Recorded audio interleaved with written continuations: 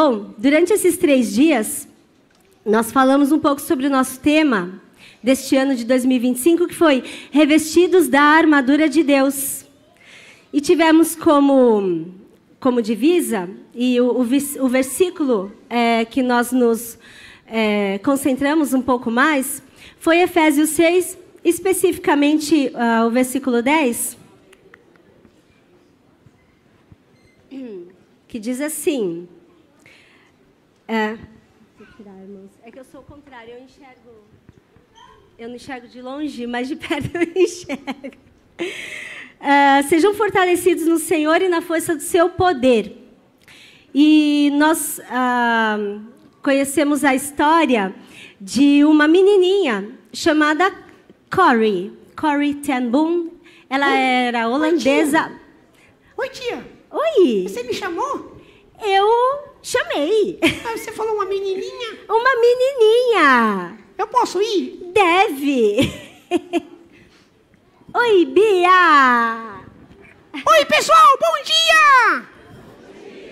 E o pessoal parece que tá meio sonolento. Bom dia, pessoal! Bom dia! Bom dia, criançada!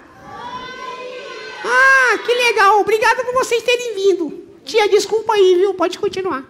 Imagina, Bia. Obrigada por ter vindo. Obrigado. Vamos continuar, então?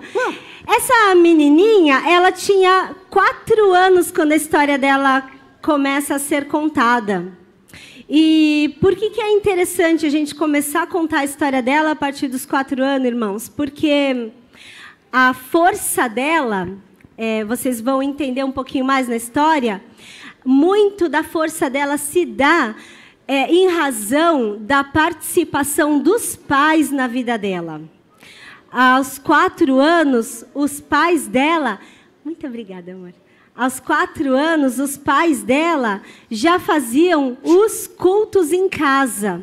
Eles tinham um horário reservado, todas as noites, para ler a Bíblia e para estudar, para refletir a respeito da palavra do Senhor em casa.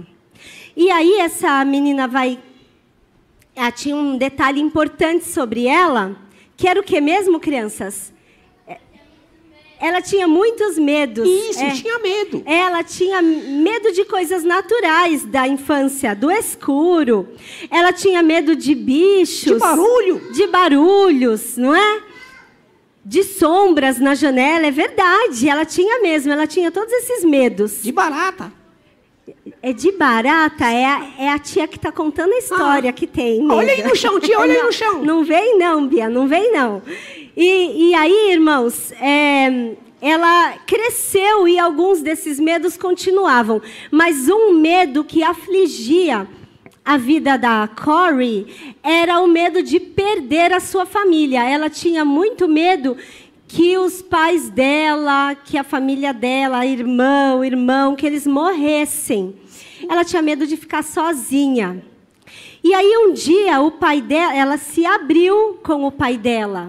Mas ela só teve essa oportunidade de se abrir porque o pai dela era uma pessoa muito próxima. Sim. E que criava essa possibilidade de ela, enquanto criança, falar o que ela sentia, o que ela pensava. Eles eram bem unidos, né, tia? Muito unidos. E muito unidos, principalmente, no amor do Senhor. Eles compartilhavam o amor do Senhor. Eles falavam muito da palavra de Deus em casa. E aí, irmãos, quando ela abriu o coração para o pai sobre esse medo dela, que era de perder a família, o pai dela fez ali uma analogia. O pai dela falou assim: Corrie, olha, ele usou, obviamente, um exemplo da época, né? Isso. Então, a gente está falando aí de mais ou menos 1900, um pouco antes, uns 1890, por aí. Então, é um pouco antiga essa história. Ele falou assim: Corrie, olha, se você precisar pegar um trem, você vai precisar do dinheiro, certo? Sim. Eu vou te dar o dinheiro da passagem 2 meses antes ou na hora de comprar? Ela falou, na hora de comprar, né? Então ele falou, olha, assim acontece com o Senhor.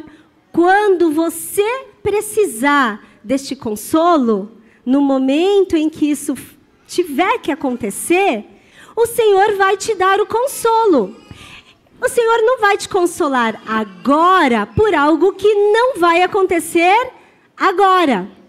Então veja, irmãos, ele foi ensinando. A Corey, é porque nós apelidamos ela de Cora, né? É para ficar mais fácil. Ele foi ensinando ela desde pequena. E ela ficou segura. Irmãos, quanto a esse medo, ela cresceu segura. Porque ela entendeu, fez sentido para ela essa explicação do pai. É uma explicação simples, baseada no amor do Senhor e na verdade. Então, ele não inventou nada, ele falou, eles enfrentaram a realidade de algo que realmente poderia acontecer, mas foi uma explicação que confortou o coração da Corey naquele momento. Verdade.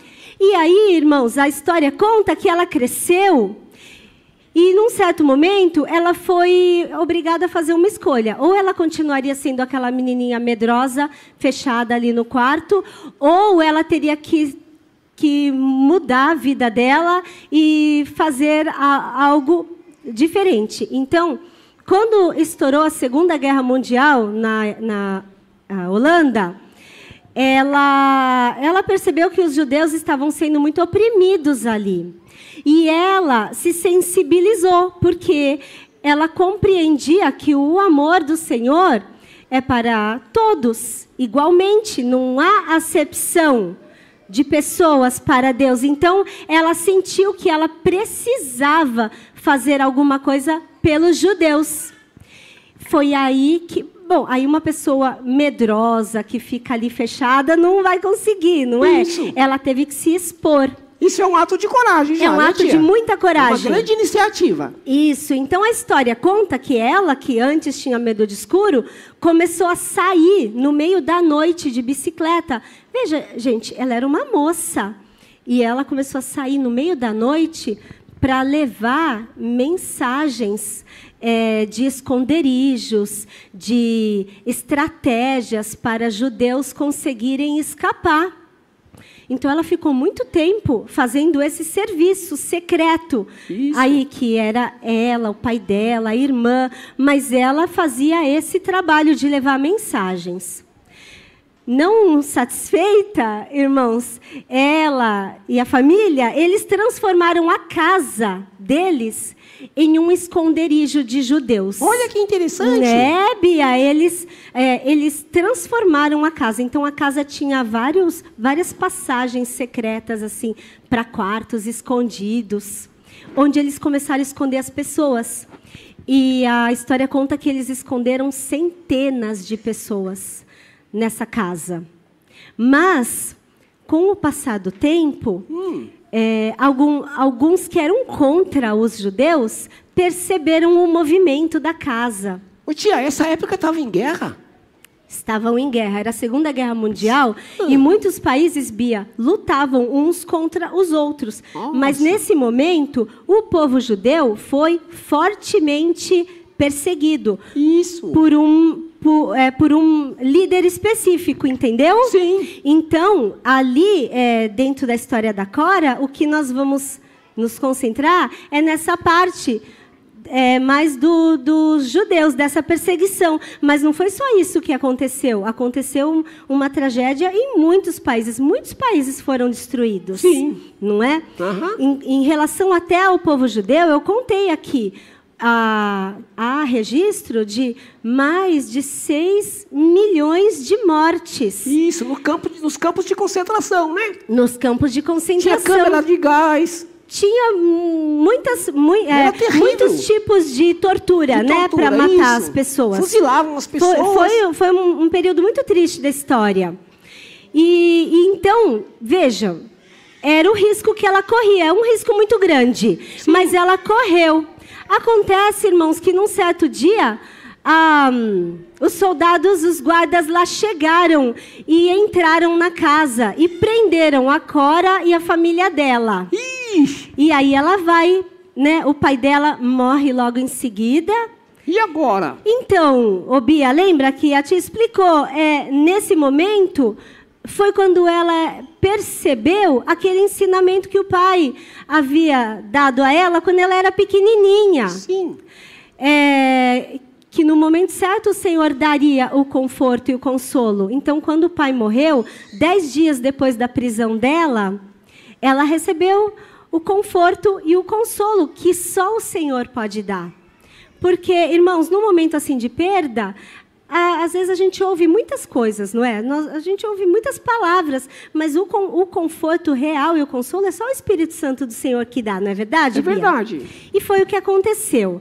Ela não desanimou, mesmo com a morte do pai. Ela foi para o campo de concentração e ela conseguiu, Bia, esconder uma Bíblia, porque lá era proibido, obviamente era proibido entrar com Bíblia, não Sim. é? Era um lugar de martírio e tortura. Eles não iriam permitir uma Bíblia. Jamais. Jamais. E ela conseguiu entrar com uma Bíblia. Ô, tia, eu acho que tem algumas pessoas aqui na plateia que estavam na Segunda Guerra Mundial, hein? Meu Deus, Bia. Mas eu não vou falar nomes, né? Não, Bia, não dá tempo. Deixa quieto. Oi, Júnior, tudo bem? Para quem você falou oi? Não, deixa quieto, tia. Continua. Ai. E então, crianças e irmãos, e aí o que aconteceu? Lá no campo de concentração, ela sabia, ela tinha aprendido com os pais dela que em tudo nós devemos dar graças. Certo, Bia? Certo. Em tudo dai graças. Em qualquer ocasião. Porque essa é em qualquer circunstância. Em qualquer circunstância. Mas quando ela viu o barracão, porque não era chamado de quarto, o barracão era um galpão, onde ela iria dormir, ela falou assim para a irmã dela: eu não consigo dar graças por essa situação. E a irmã dela, que era 2 aninhos mais velha, falou assim: Corey, nós vamos dar graças por essa situação, porque o Senhor tem um plano. Sim. Olha, o barracão, ali dormiam, em média, de 1.400 mulheres. Eles não tinham condições nenhuma de higiene. Então, era... Um lugar terrível. Era um lugar terrível. O lugar em si já era sujo. Mau cheiro. As pessoas não podiam ficar tomando banho, elas não recebiam nem comida e muito mal recebiam água. Sim. Então, vocês podem imaginar o que era esse lugar. E, para piorar, o que deixou ela em estado de desespero foi que o lugar era infestado de quê mesmo? Piolhos. Piolho. Ai!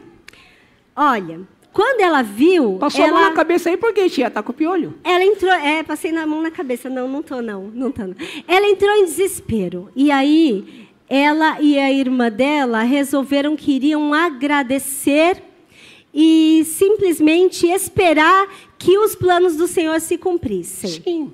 Bom, a verdade é que Deus tinha realmente planos para a vida delas, das duas, porque a irmã da Cora ficou doente. Logo, ela ficou muito doente. E ali dentro, ela não teve condições nenhuma de se recuperar e acabou morrendo. Não tinha nem médico, né, tia? Não tinha. Ela acabou morrendo. Então, o Senhor realmente a libertou, tirou ela dali para um lugar muito melhor. Sim. Levou ela para o céu. E ela foi morar com Deus porque ela viveu crendo no Senhor. Ela aceitou o Senhor Jesus como o Senhor da vida dela. Bom, então, a Beth, irmã da Corey, já havia sido libertada. Foi bom. Agora, a Cora ainda estava lá e tinha um problema. Um problema, irmãos. O nome das duas já estava na lista das pessoas que deveriam ser executadas. Nossa, porque que triste! Havia algumas pessoas recebiam liberdade, algumas pessoas seriam libertadas, mas elas não, o nome delas já estava na lista. E agora? O Senhor libertou a Beth, ela já está com o Senhor no céu. Mas a Cora, então, ela seria morta de uma maneira muito cruel ali dentro. Porque eles matavam as pessoas com muita crueldade. Sim. E aí, Bia, foi aquela pergunta que eu te fiz ontem. Qual é a chance de você ganhar um prêmio e entregarem o prêmio lá na minha casa?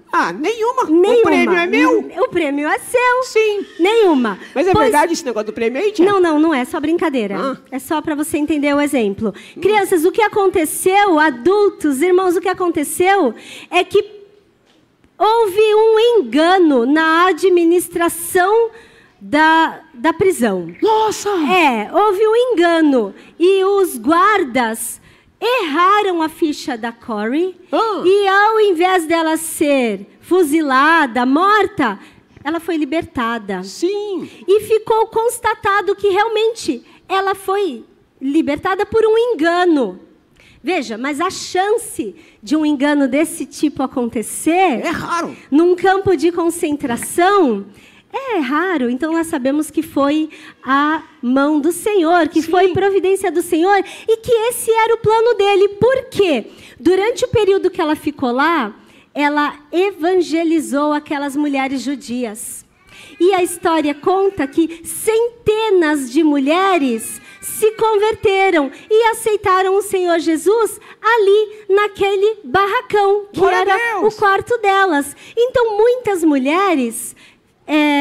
que passaram por essa situação, tiveram a chance de conhecer Jesus ali, naquele momento, pela voz da Cora. Sim. Aí, Bia, você me pergunta, mas como que ela conseguiu evangelizar essas mulheres durante tanto tempo? E os guardas? E os guardas? Os guardas não iam lá no barracão. Por que que eles não iam? Eu sei. Por que que eles não chegavam perto? Deixa as crianças responderem. Porque o barracão estava cheio de piolhos. E eles não queriam pegar, eles não queriam. Então, eles tinham nojo daquele lugar. Eles não chegavam nem perto. Foi assim, irmãos. Foi dessa forma que o Senhor traçou a história da Cora. E foi ali que começou o trabalho missionário dela. Olha que interessante. Em meio a um barracão sujo, cheio de... piolhos, com uma única Bíblia, e nem precisava mais, não é, Bia? Sim. Uma Bíblia, ela e a irmã. Espera certo? aí. Não, tá me puxando aqui, tia. O que está acontecendo? Não, tá me puxando aqui, tia. Deixa aí, espera. Não, tá. Aí, tia, é o Betão. Betão. Eu quero falar também, tia. Vem logo, Betão, que tá acabando. Tá bom. Irmãos. Tchau, criançada. Tchau, Bia. Ela foi solta. E ela decidiu que dali em diante ela iria dedicar a vida dela a levar o amor de Deus para pessoas que haviam passado por esse trauma da guerra ou que estivessem em sofrimento. E assim aconteceu. Tcharam. Ela dedicou... Oi, Betão! Oi, bom dia, pessoal! Que legal, eu tava escutando a história aqui, hein, tia? Você se lembra quantos anos a Corey passou evangelizando ao redor do mundo? Não lembro. 30 anos. 30 anos? 30 eu ia falar 29. 30 anos. E aí, irmãos, os 30 anos seguintes da vida dela foi inteiramente dedicado ao trabalho missionário ao redor do mundo. Falando do amor de Deus. Falando do amor de Deus. E ela só parou quando ela ficou bem velhinha e não tinha mais forças. Que legal. Legal, né, Betão? Sim. Essa foi a história que nós contamos para falar que uma menininha medrosa se tornou uma mulher corajosa, valente e que levou a palavra do Senhor ao redor do mundo. Agora, irmãos, o principal que eu quero falar para vocês, o versículo que norteou a vida dela durante toda a vida, foi ensinado a ela quando ela tinha 5 anos. Presta atenção nisso, irmãos. O mundo não vai ensinar versículo para os nossos filhos. Sim. A televisão, os desenhos não vão ensinar os nossos filhos a se revestirem da armadura do Senhor. Esse é serviço nosso, esse é trabalho nosso. Sim, verdade. Essa é nossa obrigação. E o pai dela fez um lindo trabalho quando, aos 5 anos, ensinou o seguinte versículo a ela. Salmo 119, versículo 114. Coloca aí para nós, Aninha.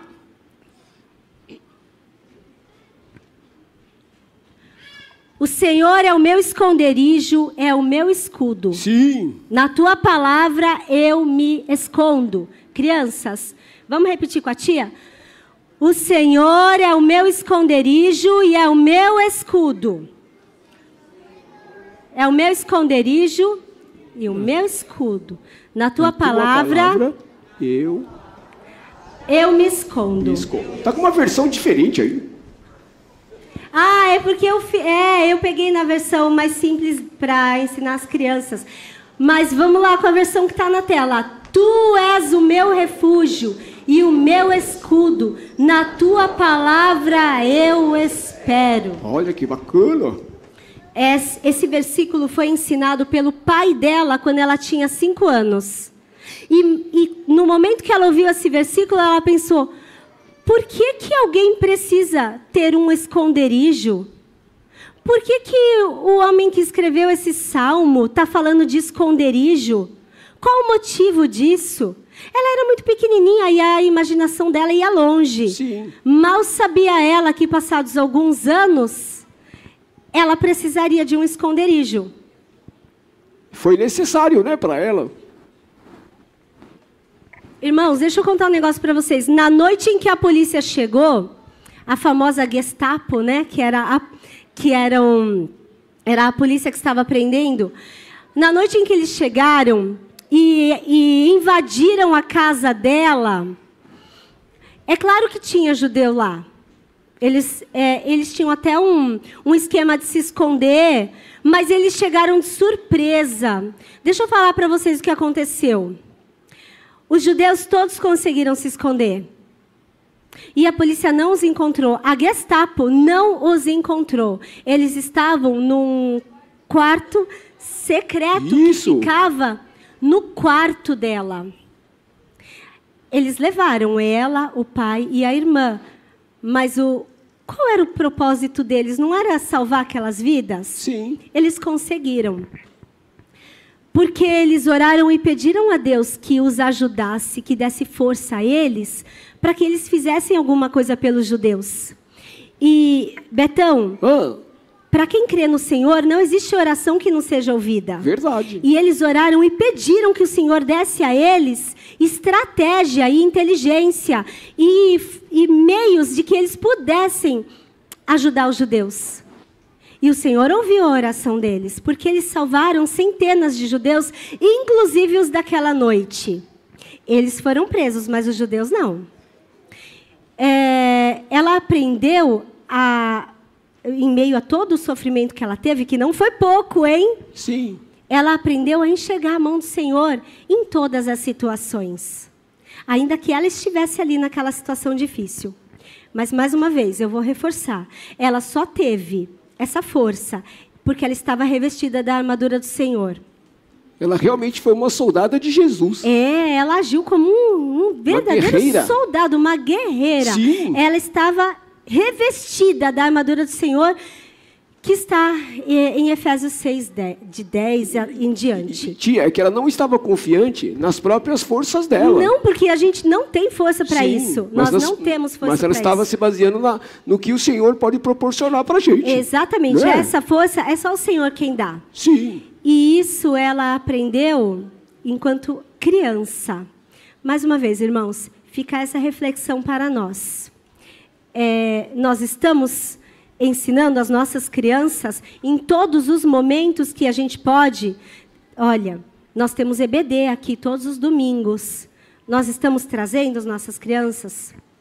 Fora isso, nós precisamos mostrar em casa, na nossa rotina, que a palavra de Deus faz parte da nossa rotina. Ô, tia. Estamos fazendo isso?